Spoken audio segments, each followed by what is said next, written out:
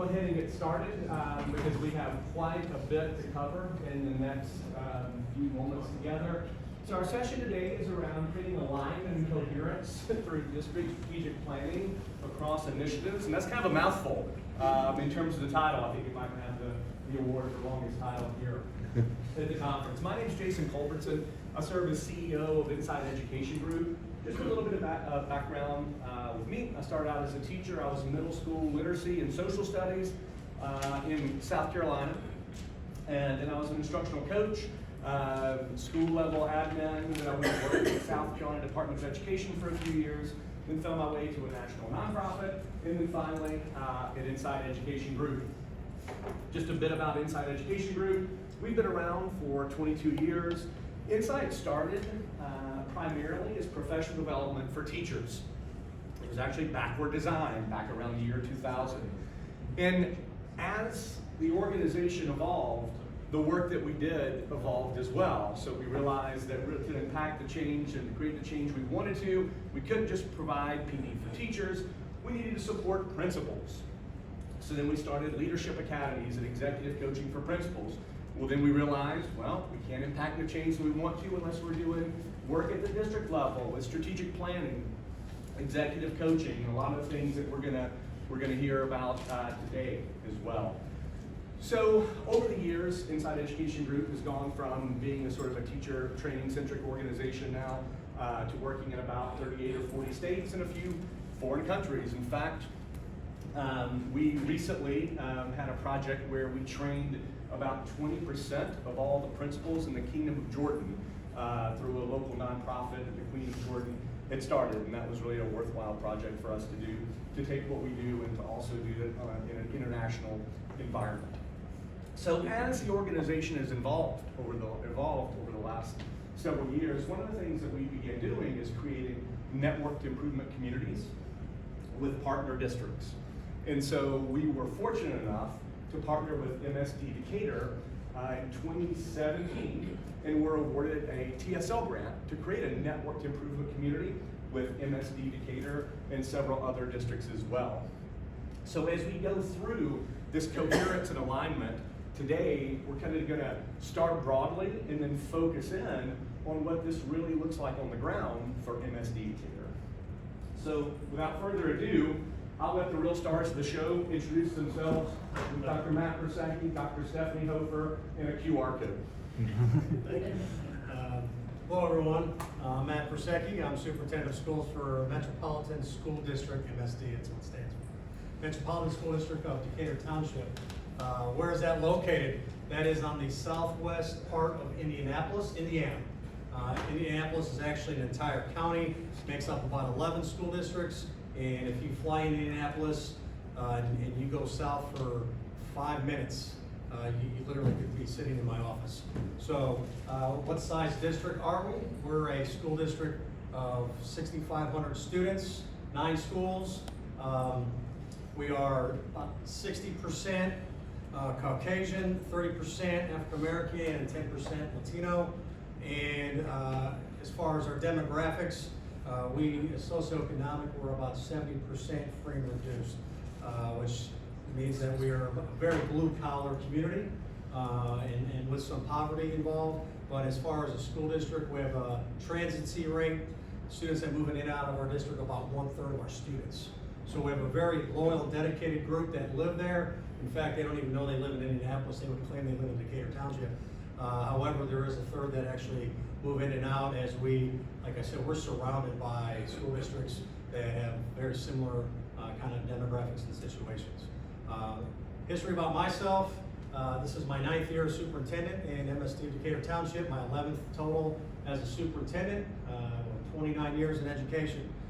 Been born and bred in Northwest Indiana, Hobart, Indiana, anyone in Hobart, but it's not far from here. But I actually, Indiana University, Butler University, and Indiana State as far as the different degrees to get me where I am. But regardless, I've been in 5 school districts, urban, suburban, and rural. And quite honestly, my niche, and this is my 3rd tour of duty coming back to Decatur Township. Love the school district, love Indianapolis. and very, very honored to be able to talk about a lot of the things that we've been able to do, really in collaboration with Insight. To my left, to your right, Dr. Stephanie Hofer, and she can do a great job introducing herself. Hello to everybody. I'm happy to have you all here today. I'm Stephanie Hofer. I'm the Assistant Superintendent in MSD in Decatur Township. This is wrapping up my 5th year at Central Office in Decatur Township. I have worked in Decatur Township for 17 years, and truly when we talk about building capacity and growing our own, I started as a special education teacher, worked my way up to instructional coach, assistant principal, and then to Central Office. So when we talk about just really trying to grow our own from the inside, I'm a direct product of that.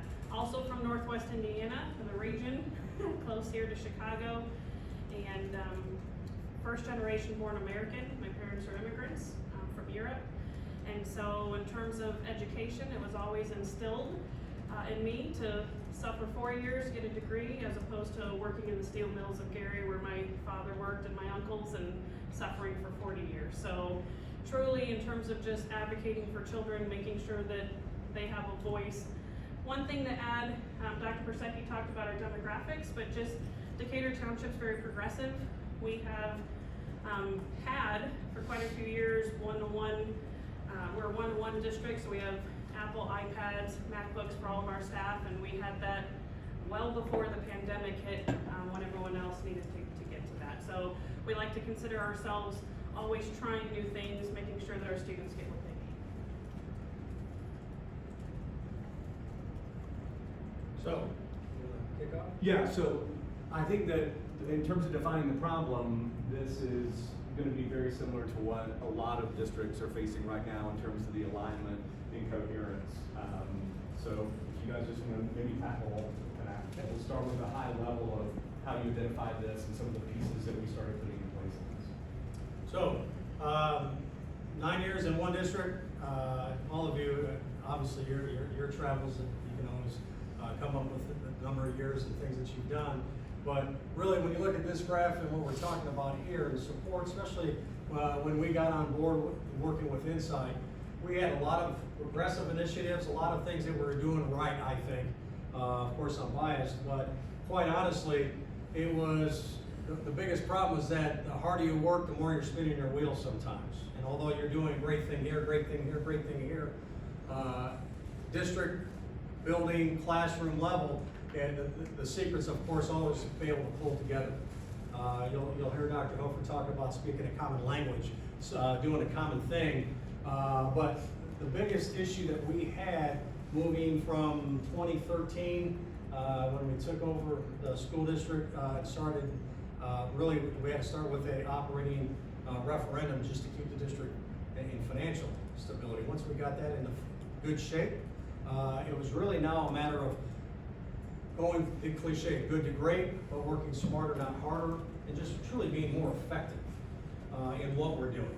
So I really defer in a lot of the nuts and bolts pieces. I could not do this without Dr. Hofer. Again, she came on board, and I would say, and I would argue over and over, if you don't have your 1 or 2 critical friends that you can speak open, honestly, and have, no matter what it is, you can go ahead and talk about it. I could not have done where we are without her. And clearly, as superintendent, she could have done that without me. But I think that's just a small piece that it is really a personnel thing. And if you don't have that critical trust with the key people, and you can't have it overall, and we can get to that later. But this problem here was very real for us, as we knew what we had to do on specific things, but we did not put it all together in a very cohesive and supportive fashion. We were just operating in silos.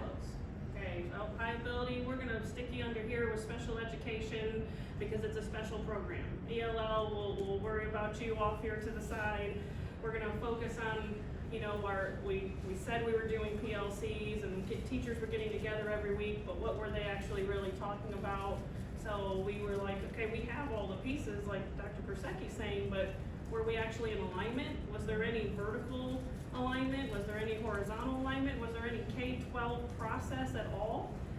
Or even building the building, our elementary schools truly prior to our TSL grant in 2017 were operating differently.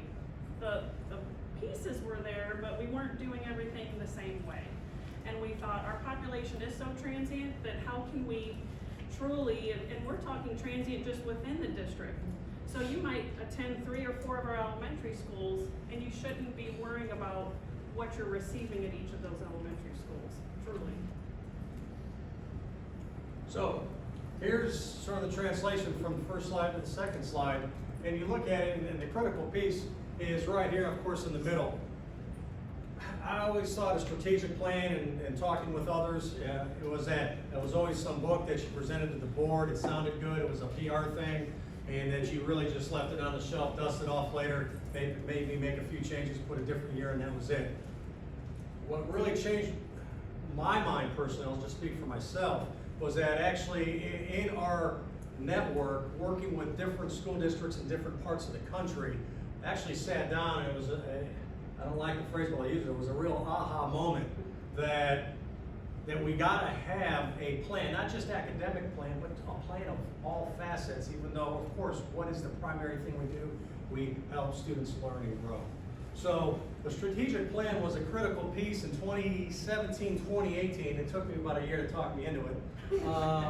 But these components that go around it, we'll talk through this, and this is really the focus of what we're talking about today, are the critical elements that bring that cohesion and that alignment that we're talking about. So we'll hit each step, and quite honestly, and I forgot to say this, if there are any questions at all at any time, if you want to go ahead and let's have that dialogue. We're in a small enough group, I think it's great to have the interaction. But we'll keep trudging along and going through and telling our story as we go. One thing I would add is that these were just the key components that helped us reach alignment and the coherence. I mean, that was our problem. These are the keys that are helping us solve our problem, and we're not there yet. But we are well on our way and leaps and bounds ahead of where we were when we started.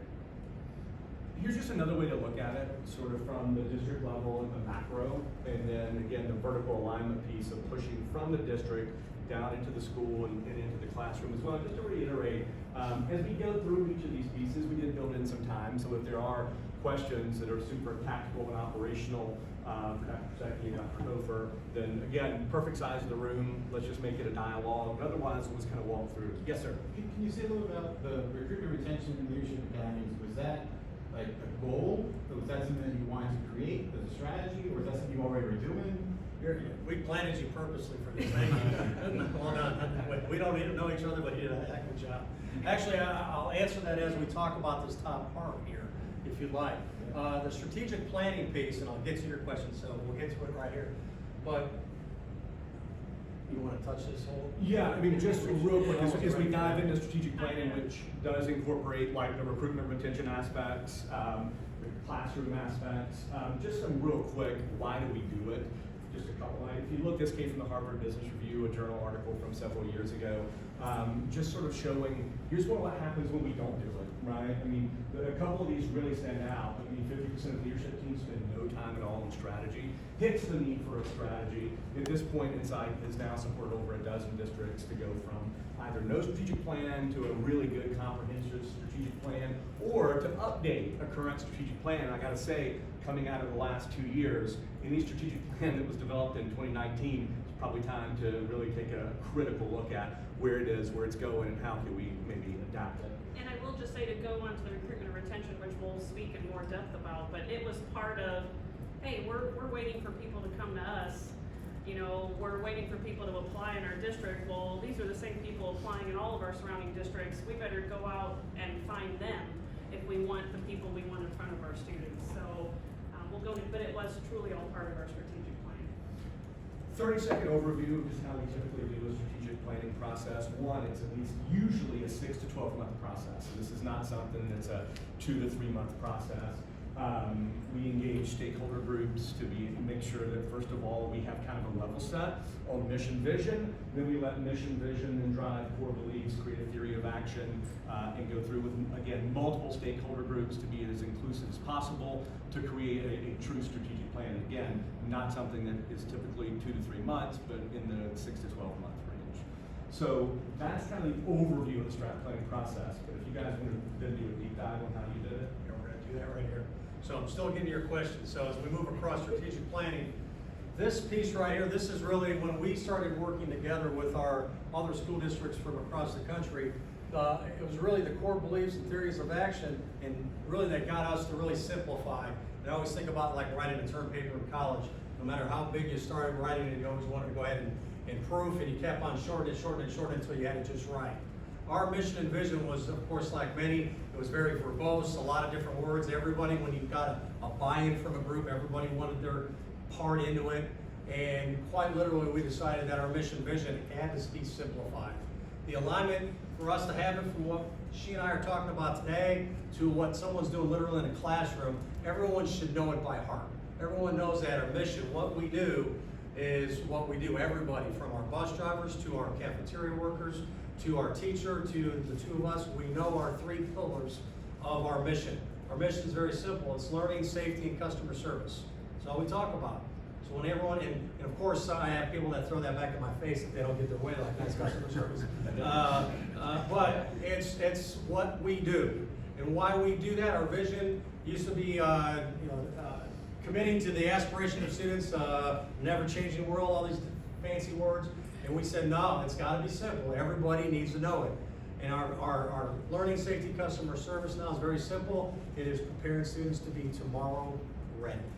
I'm just gonna jump in though, Dr. Persecki, because we were sitting in Delaware, okay, with our inside ed group partners and our whole networked improvement community. We working with multiple states, and they were like, oh, have you ever heard about a strategic plan? And he was like, we don't need a freaking strategic plan. We're good. We got this.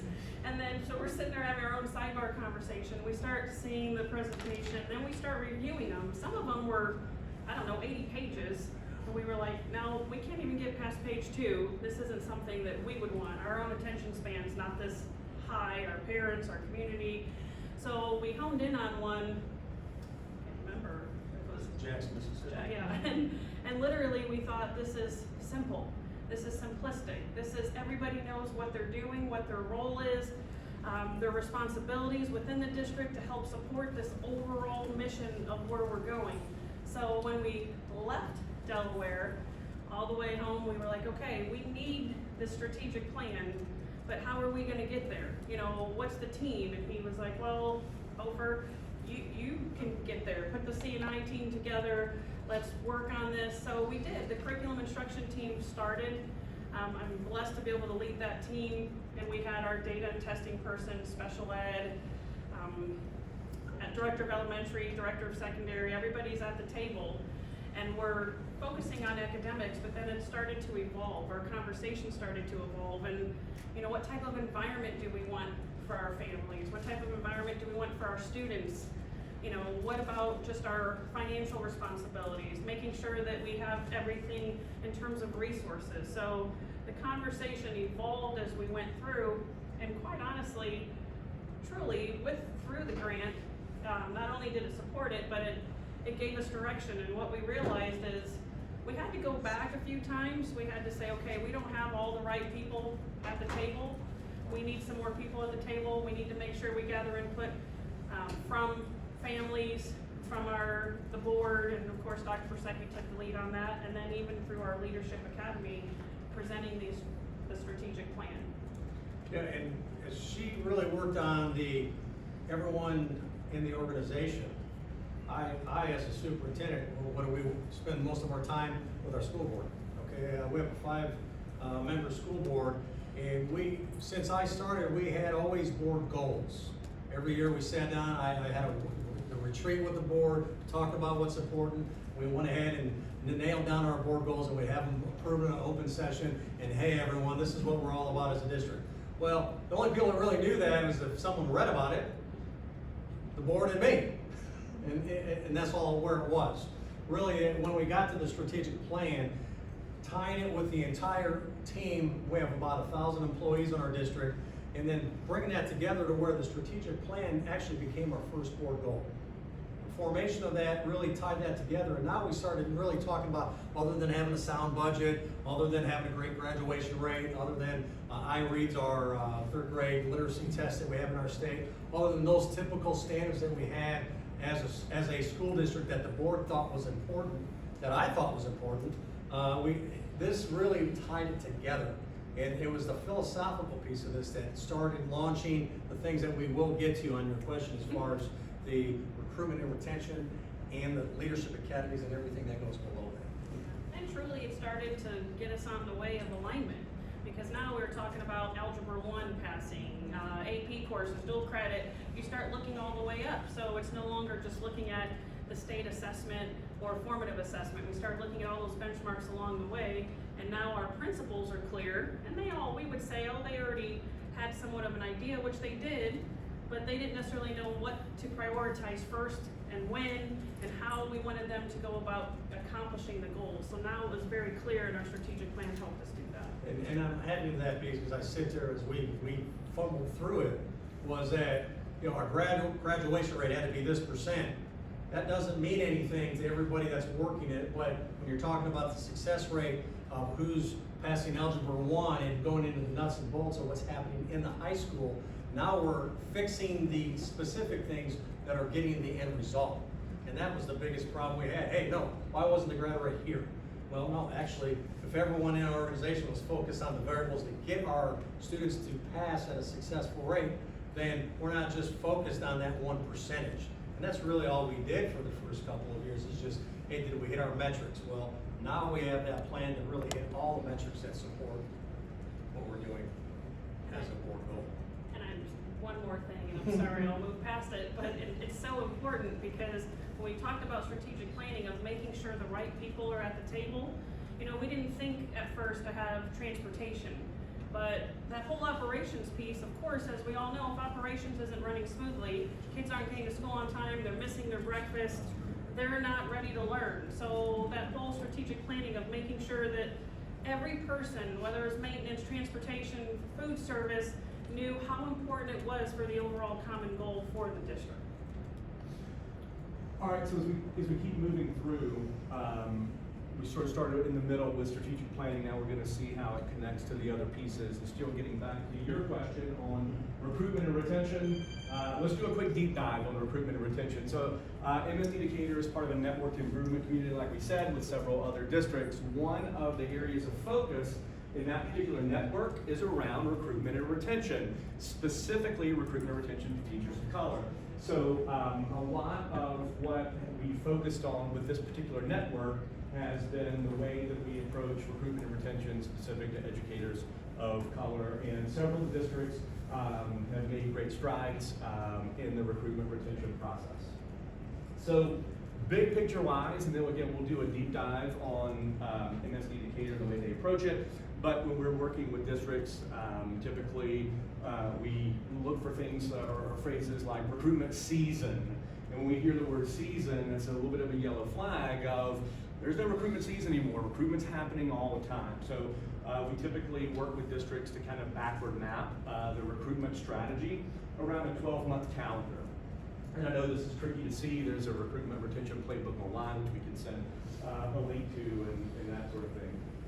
But we also then do recruitment events throughout the year. One of the things, just to do a deep dive on one of those events that we do annually, is an educator exchange, in which we partner with HBCUs and MSIs. And one of, I think, the real benefits to the partnership was both leaders and students from the HBCUs sitting and collaboratively working with the district leaders, and the districts were able to showcase their website, social media, recruitment collateral, and get real-time feedback from the students in focus groups to see what exactly are, in terms of the communication channels, what's the feedback from the students in terms of the way the districts are communicating. So, recruitment and retention.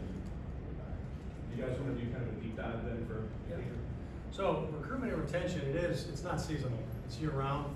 It's always a continual process. The big thing is when we first became part of the TSL grant that we received in 2017, our focus was the easy lift. Hey, let's make sure we appropriate money for sign-on bonuses, for teachers that are in our district for 2 years. Once you finish that second year, you have a retention bonus. That's easy. That's the easy part. Hey, we'll promise you with money. We're continually ramping up our pay structure for our teachers. The starting teacher, and just comparison, starting teacher for our school district in Indiana is without just no experience would be $46,000. We have incredible benefits. We have an option of 3 different types of benefits, the packages you can pick up with, and then we also do annuity matches as well, up to 3%. So there are a lot of things that we do, and $46,000, the average, I think, in the state of Indiana, our state legislator just pushed that we have to try to get all school districts to have a minimum threshold of $40,000 in the next 2 years. So there's a lot of school districts that are in the 30s for their teachers. Being in Indianapolis, we're competing constantly, and in fact, the highest paying school district in Indianapolis pays about almost just shy of $50,000 to start out. So that's sort of the comparison and ballgame that we're playing with just money. Now, when you talk about as far as recruitment and retention, our HR director is his entire job, obviously, is human resources, but we're doing all sorts of recruitment fairs. We're doing the coffee chats online where we're having students that will go ahead and have interactive conversation and dialogue with us. And it's an ongoing process throughout their collegiate time. And then, of course, the other side of that is that we consistently look to try to steal best and the brightest from other districts. Everyone does it, so we're going to be the best at it. And since we're surrounded by other great districts, we make sure that we're always playing offense. So I share those first couple things with you as just a prerequisite of what we're talking about with recruitment and retention. Okay. Literally, for us, it was just, we want highly qualified teachers in front of our students. I mean, the past practice was, okay, you know, athletics wants to hire this great coach, let's make sure we get him a job. I was like, no, like absolutely not. We want a great coach, absolutely, but if they're not a highly qualified teacher in front of our kids, we can't take the chance anymore. I mean, our scores aren't cutting it, the accountability is huge. These are things that we can't do. I would say through the TSL grant is that we were pushed out of our comfort zone. We didn't do, he talks about coffee chats, we didn't do coffee chats before 2017. Now they helped us, I don't know, work smarter, not harder, of, okay, here's our students at the university level, they don't really want to come to a job fair. They want everything online, digital, they want the information, they want to look at it, they want to know salary, they don't really even worry about retirement, we've noticed, but they're worrying about the salary and they want all this information up front. So we started giving it to them. And the coffee chats was a way to do that, where we recruit our own people internal, have it online, share it out with the universities, and make sure that they can chime in and ask any questions they want. We also, for having 40% of students being African American and Latino, we didn't have any teachers. I mean, we had a few teachers in front of our students that looked like our students. We were 4% as far as the faculty for 40% of our student population. So this was another piece. Go ahead. No, you go ahead. It was just another piece to really putting the best and brightest that obviously can connect, reflect, and be associated with the students that we have that are in every classroom. And so since 2018, we were at 4%. We're at 10% now. Now you think, wow, big deal, 6%. But honestly, the intentionality that we put together, we've been able to really compete and really grow our faculty to be able to get truly the best and brightest. And the big thing is, we talk about, hey, we got a good candidate. How many of you were happy when you knew you had a great member of the team join your organization? Like, yeah, well, only to have them leave a year or two later. And that was the big thing, is that when you're signing that great rookie, or even that transfer from another team, you want to make sure that they are happy with what you're doing, that their lifestyle and what they're doing as a teacher is what they want to do to stay. And so what do? New students out of college, we have our own realtors in our district that connect with them if they want to go ahead and look at apartments, they want to look at housing. We advertise that the average Income for someone in Indianapolis, where we live right now, it is, I think, just below what we start our starting pay. But then the average home is about $144,000 in that area, which is very affordable. So we work hard to try to plug them in so they can live within 5-10 minutes away.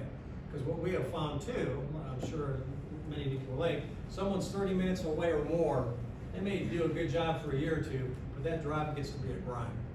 And quite honestly, if you're not being able to put together a lifestyle package for every faculty member that's good for them at their age, it just doesn't hold up. Oh, and they'll be gone in we were noticing that our teachers were leaving 3 to 5 years max later. So we were recruiting them, but we weren't retaining them. So we thought, aside from throwing more money at them, because you could go next door to a neighboring district and make more money, what is it that makes you happy?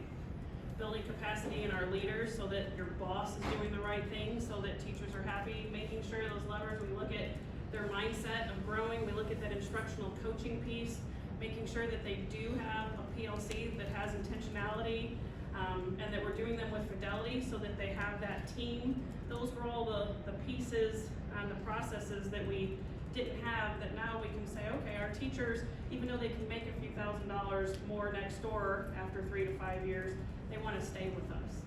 And we want to keep them because we need them in front of our kids. It's interesting because as you're both talking, it's almost impossible to talk about one of these levers without bringing in the other ones, right? So even talking about recruitment and retention, I mean, you've already alluded to leadership academies, aspiring leaders academy, because we talk so much about recruitment, but the retention piece of being able to provide a career trajectory to teachers is key to keeping those teachers that you spend all the time, effort, and energy in recruiting. It's true, and a lot of them want to be teacher leaders. They don't necessarily want to be administrators. Some of them do, some don't. So we need to make sure we have opportunities for both of them. So I just want to pause for a second before we go to the next piece of Leadership Academy and sort of start tying these together, just to see if there are any other questions. I know we talked a bit about recruiting.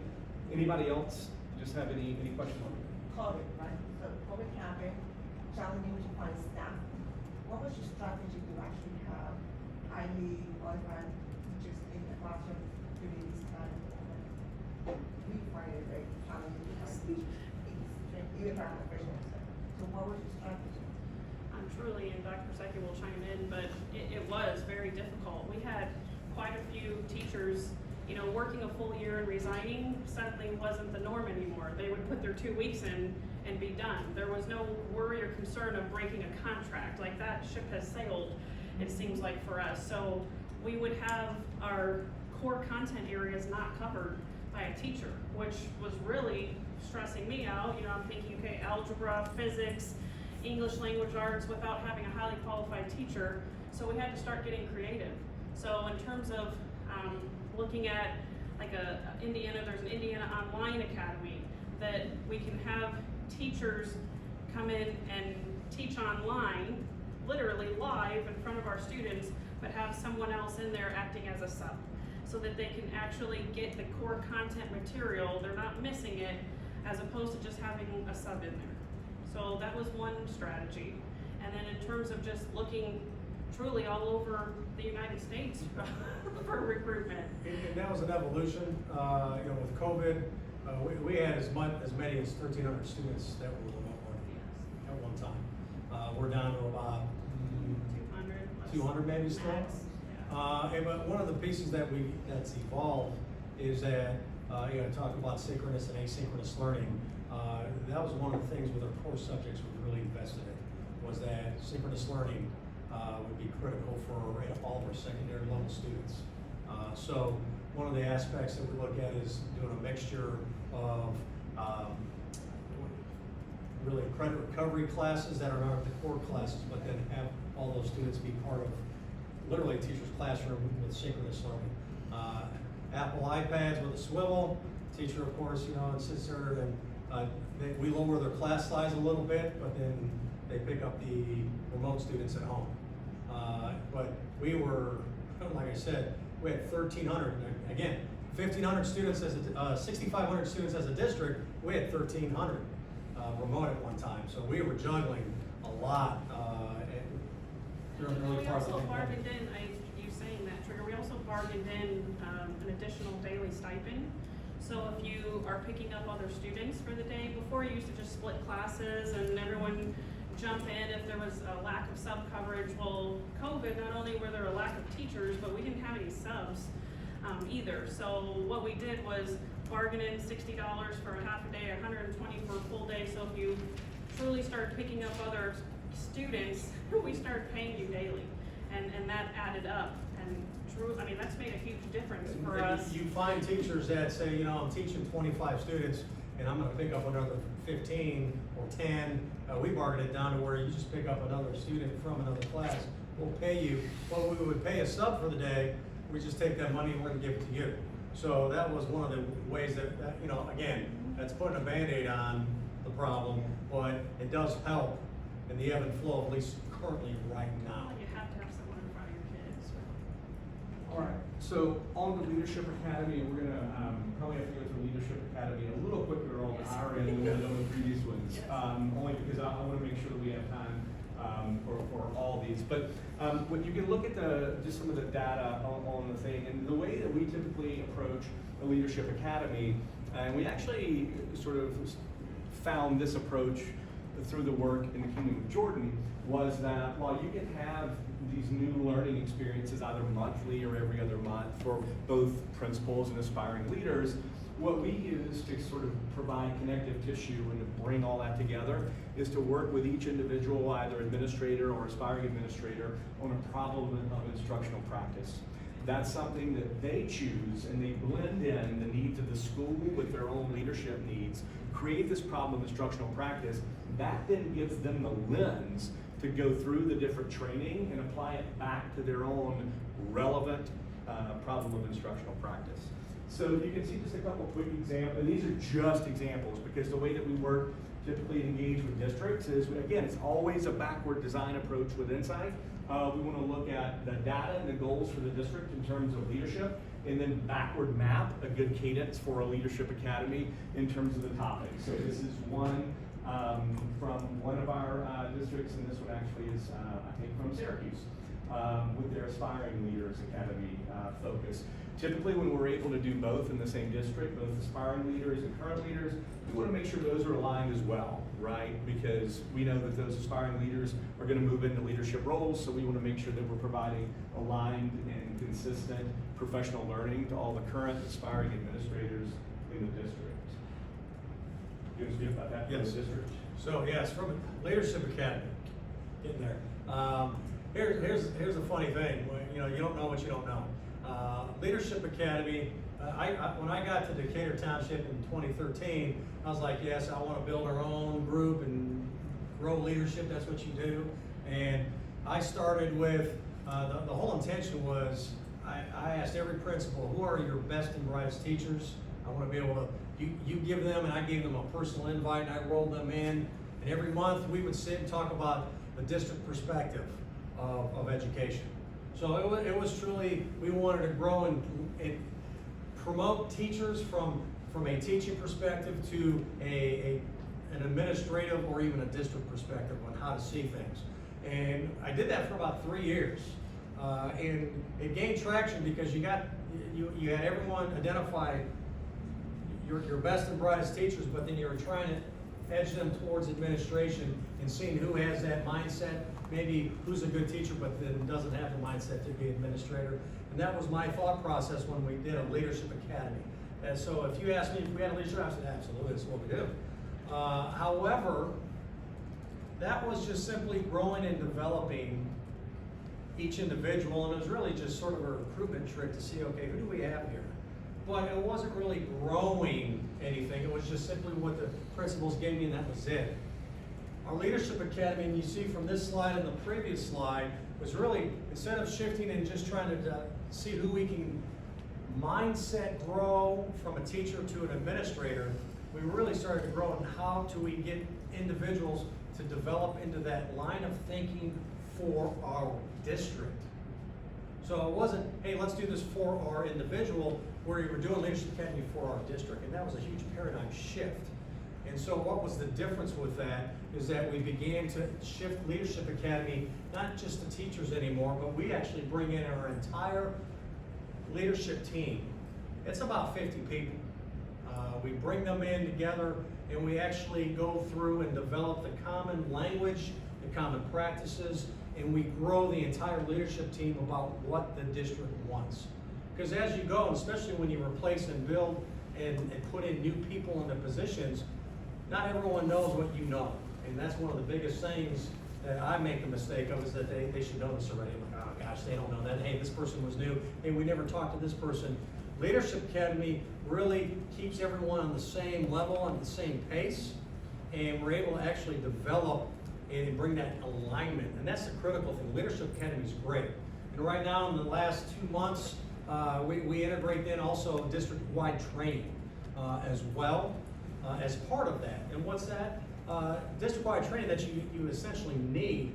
And a lot of times, unfortunately, you don't realize it until it happens.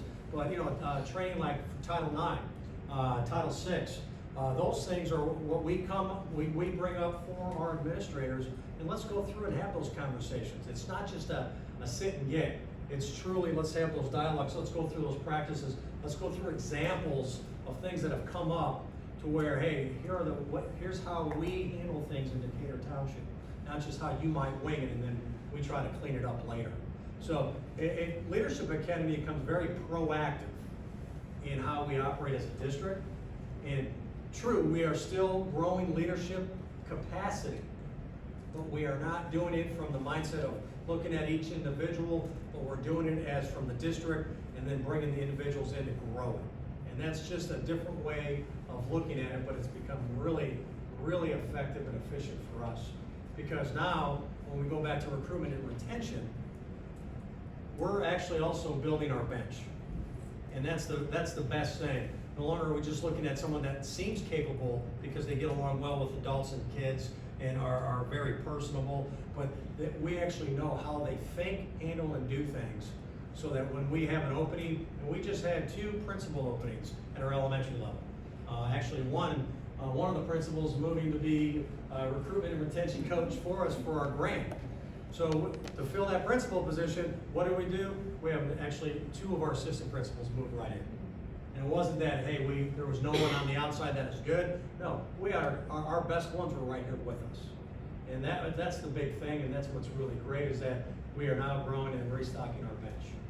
The only thing I would add is that, inside, they're not paying us to be up here, so I'm not, I say this with true sincerity, but we have day jobs, right? We're working a lot, talking to a lot of parents, trying to make sure we have highly qualified educators, making sure our kids have what they need.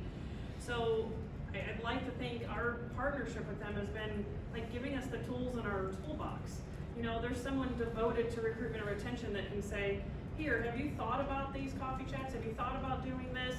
Here's what research says. Here's what our candidates are wanting. Not that we couldn't go out and find it, but we don't have the time to sit and find it. Here's what leadership academies look like. Here's how they evolve. Same thing. Here's, we talked about recruitment and retention, leadership academy, strategic planning. All of the tools in our toolbox have been through our partnership with Insight, that they're doing the research. They are the experts in those different particular areas. Someone is devoted to that. We don't have to reinvent the wheel. Our mindset's there. We have the growth mindset. We'll take it. We'll run with it. We want what's best for our kids. How do you, when you're doing the trainings, what does that look like? Is that an after school, Saturdays, summertime? And how many people are you engaging in that leadership training? I love where you're going with it. Just We set up a calendar at the beginning of the year. Here it is. And it's, when I said 50 people, I'd say 45, 46 of them are all administration. And then there's a few others that are actually influencers, I would call them. You have an athletic director, that's an administrator. But we have like our band director, he's a teacher. But our performing arts is very big in our district, and he's an influencer. He's not an administrator, and then we do a few of our lead teachers as well, depending on the topic, we'll bring them in. So you have about 6 that are non-administrative, that we'll pay them stipends, but we have a calendar that is literally at least once a month.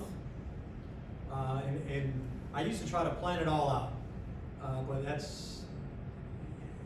everything builds on everything. So we may plan out, the first month, second month, third month, but then, I don't plan out second semester. And we've talked about strategic planning, culture, our beliefs, behaviors, outcomes. I'm trying to think of just different topics, but it's been a variety to help us all grow. Yeah, I mean, she touches on the culture piece. We have a belief, behavior, outcome grid that we developed in our Leadership Academy. Here's our beliefs, here are the behaviors as a district, here's our outcomes that we expect, and it ties in to literally our entire strategic plan. And we have three. So again, simplicity, we have three. We believe our beliefs are equity, teamwork, and excellence. And you're like, nice abstract words, where's the meat to that? We have then next to it a list of four to five behaviors for each one of those that we challenge not just administrators, but all teachers, every employee, every student, and we challenge every parent. In fact, when students get their iPads at the beginning of the school year, our culture guide, which has our belief, behavior, outcome list in it, that's on their iPad, and we expect everyone to believe and know it and learn it. The outcomes, very simply, your equity is that everyone is valued, right? But we have behaviors that justify that, so it holds us accountable, everyone. You have teamwork, and stronger together. Sounds great, but you know what? The behaviors is what makes those things happen. And then excellence, we have the behaviors, and that is, which a lot of people are like, wait a minute, what's excellence? The outcome is do the work. And that's the big thing in our district, is that if you are excellent at what you do, you're doing the work. Dr. Persecki, I'm getting we have less than 10 minutes left. I got fired up because We get passionate. that piece, those are all the things that we tie together at Leadership Academy, so that we are speaking the same language, We are. that there is true alignment, and that's where the magic, I We think, believe happens. in what we do. And I was trying to be subtle, Stephanie, but thanks for calling me on everybody. And we worked together for a long time. Thank you, I do stuff like This next piece, Stephanie, you and I are gonna have a tough time doing this. Let's see if we can do it Yes, just a couple really- minutes. really quickly. Instructional leadership teams and professional learning communities, we could geek out on this all day, but here's what I'd like to do. Let's take these one at a time, and let's try to hit the uniques that make this different from just your sort of run-of-the-mill ways to do it. So let's do ILT first, and then I'll intro a PLC model. And maybe we can just take these together as opposed to separately on just the uniques that you see in implementing these in MSD Decatur. So the instructional leadership teams, here's a big thing. It needs to be a process, right? So there needs to be some type of process that you can scale across the district and that you can coach toward. Because in all of our districts, the principals lead their weekly ILT meetings, and then they receive coaching from either somebody on our team or somebody from the district level. But if there's not sort of like a framework for what the meeting looks like, your coaching is a little bit vague, esoteric, and all over the place. So and you can sort of see every meeting kind of goes through these different pieces from a check-in to like, where are we on sort of our big picture rocks, updates, to-do list, issues list, and then people rate the meeting, and it needs to be an honest self-assessment of, was this a productive 1 hour? Because just think for a second, when you have the principal, assistant principal, teacher, leaders in there, that's an important meeting, and it should be treated with that sort of right respect. It's an expensive meeting when you have all those folks together. So we'll come back to ILTs, but let me just intro the professional learning community. It's called STEP. And we co-developed STEP about 10 years ago with the Gates Foundation. One of the things about STEP is it's asset-based. So STEP sort of tries to take the traditional PLC model, flip it on its head. Instead of focusing on student data of what's not working and where deficiencies are, STEP tries to identify the assets that are in place, and then to look at those assets and to analyze from a very quantitative perspective and unpack why are we getting uncommon results and good uncommon results in certain classrooms, and how can we expand that across the grade level and across content areas.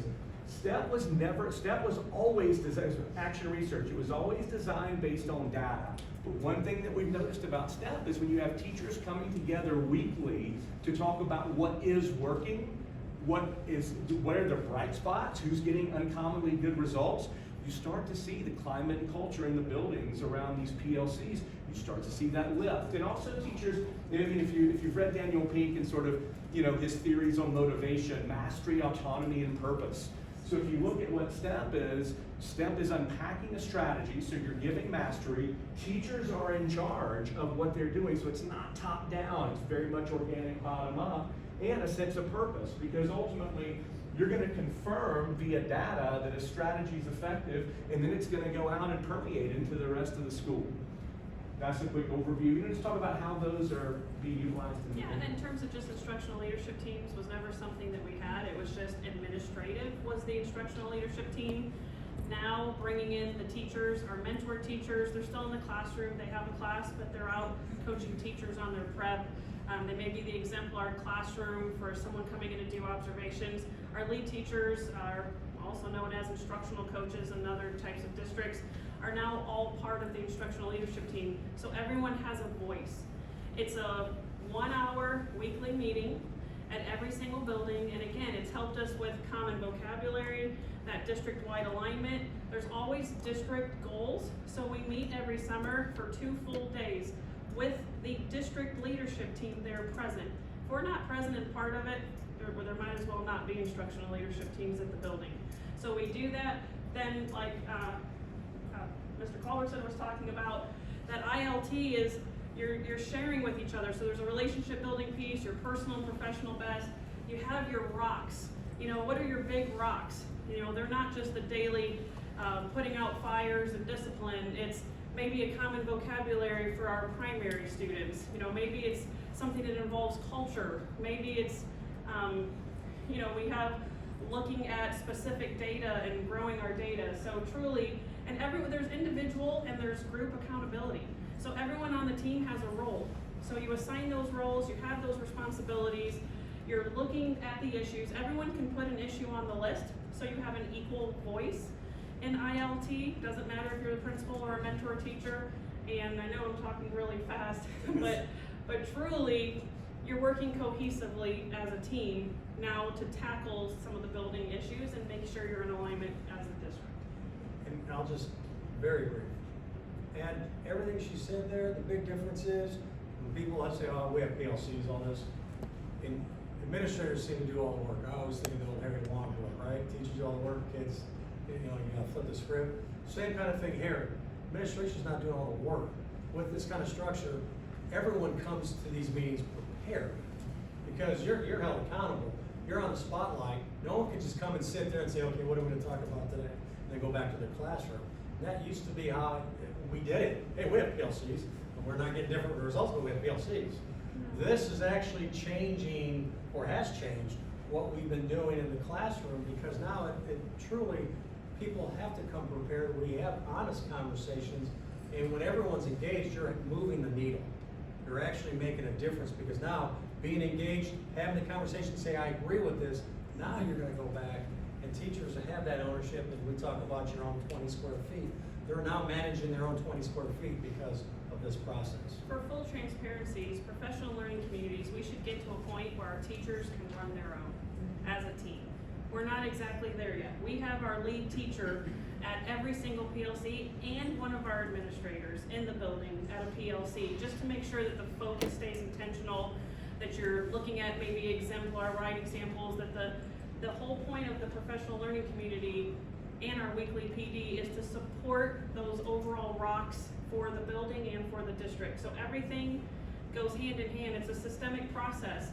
And we didn't start out by just saying, here's everything you need to do it perfectly. We had to sit back, let our leaders find their own way of conducting their meetings, making sure that the components and the pieces were in place, the processes were there, the procedures, but we also let everybody have autonomy on what they wanted to do within the building.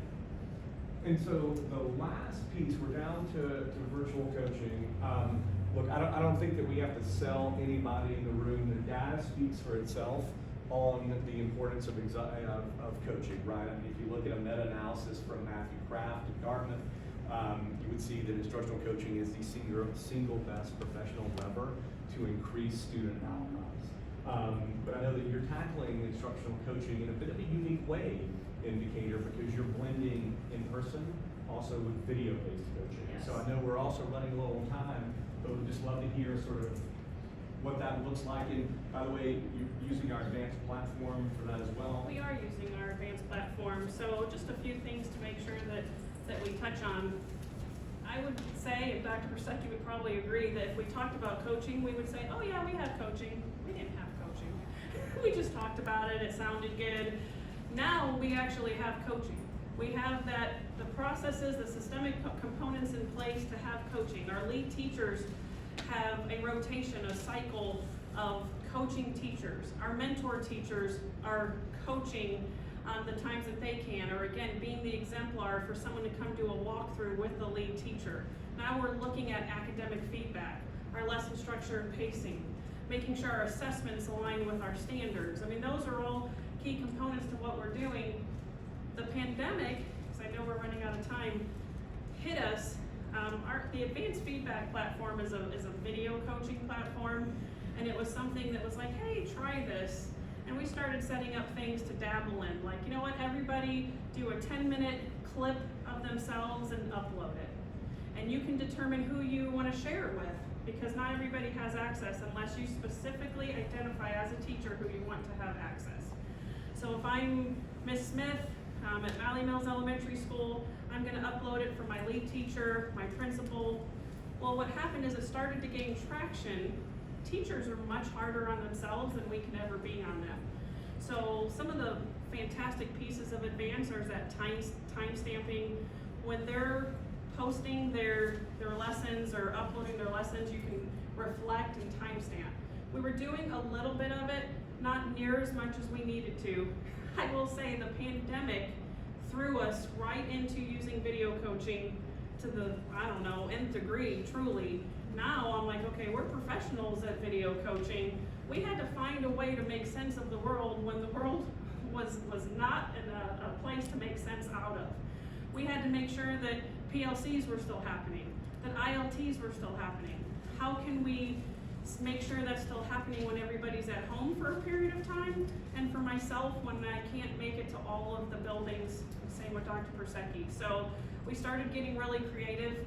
We started uploading our PLCs to advanced platform. That way we can still have the coaching from all levels, from the district level, from the building level, from the classroom teachers themselves. We started working with saying, okay, we're in the middle of a pandemic. How do we evaluate our teachers in an effective way without them here? They're remote teaching for a period of time. Luckily, we're not that far off it, bad off anymore. But what we did was start allowing teachers, and it was a process. We had to get buy-in from our union, and our union was like, you know what, try it. That you have nothing to lose. And our teachers were actually excited to be able to keep doing the work that we had started and not just sit at home not getting feedback, because they're used to getting that feedback. So we were able to, through advanced platform, was to have our teachers be evaluated, upload their lessons, and still conduct our evaluations, and it's been seamless even through the pandemic. Now, they're so used to it, that's what they want to do.